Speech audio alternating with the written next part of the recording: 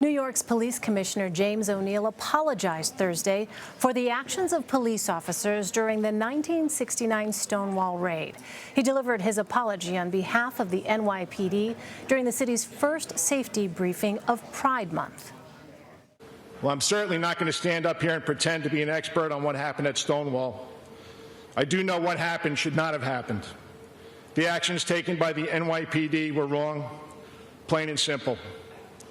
The actions and the laws were discriminatory and oppressive, and for that, I apologize. Police raided Stonewall Inn, a Greenwich Village gay bar, on June 28, 1969. They claimed the bar had violated liquor laws, but officers were met with resistance. A violent uprising followed, lasting several nights. The riot is seen as a turning point for the modern-day LGBTQ rights movement. And joining me now is Corey Johnson. He is the Speaker of the New York City Council. Mr. Speaker, thank you so much for being here. So you asked for an apology on Wednesday.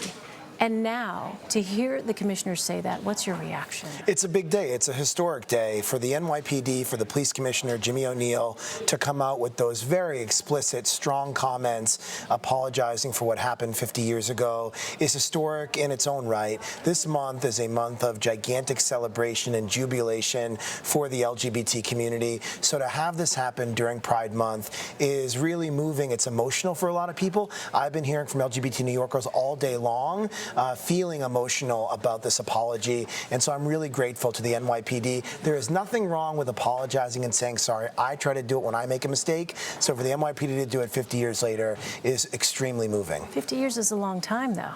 Why do you think it took so long? You know, I don't know, but I'm grateful that it happened now. This is a big moment. It's a big milestone.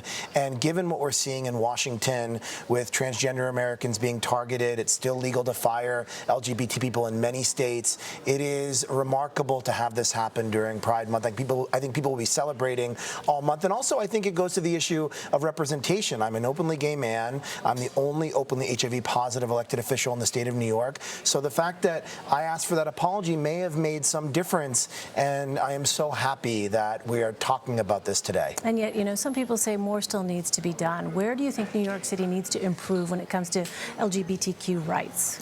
Well, there are some bills that Albany, the state legislature, is considering, a bill to eliminate the gay panic defense, which people use if they've been convicted of killing someone, and a bill to allow surrogacy. New York is one of 3 states that doesn't allow surrogacy for LGBT people, but we still have an epidemic of violence against LGBT people. Hate crimes are on the rise, anti-Semitic hate crimes and anti-gay hate crimes, and so that's happening here in New York City as well. There's a long way to go. I think a lot of LGBT people thought that after the Supreme Court said marriage equality was the law of the land, we could pack up our bags and go home, but clearly there's more work to do, and this month is a recommitment to that work. What does the Stonewall Inn mean to you?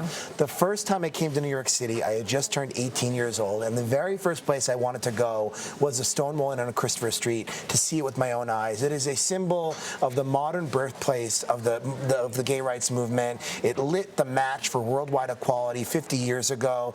As a small boy in a small town, closeted and despondent and suicidal, it is a worldwide symbol, and that is why today is so important. All right, while we have you, Mr. Speaker, we have to talk politics, and I have to ask you about the city's current administration.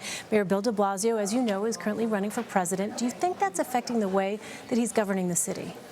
You know, I think being mayor is a 24/7 job because there's always dozens of things that happen in New York City every single day. I'm not going to give Bill de Blasio political advice, but I will say that as council speaker, I am laser focused on this job. I know he's away most weekends. This weekend he's going back to Iowa. We are in the middle of negotiating the $92.5 billion city's budget. So when I've called him, he's taken my phone calls, and I met with him last night on the city's budget. But I think it's more challenging than most other candidates to run the biggest city in America and be in 4 early primary states. That's going to be a challenge for him over the course of this primary campaign. How's Gracie Mansion looking to you?